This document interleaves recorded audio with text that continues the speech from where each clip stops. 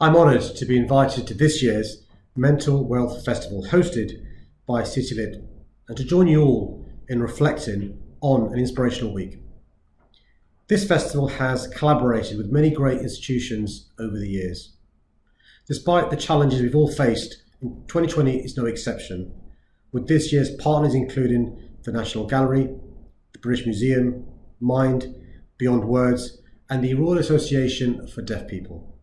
I want to congratulate CityLit for their work on initiating this great festival, which is so important for so many people. Throughout this week, the festival has put on a superb range of interactive workshops, looking at how we cope with mental health and to find some balance in our lives. As we approach World Mental Health Day and look to the coming months, I'm very conscious that it's not just about 1 week.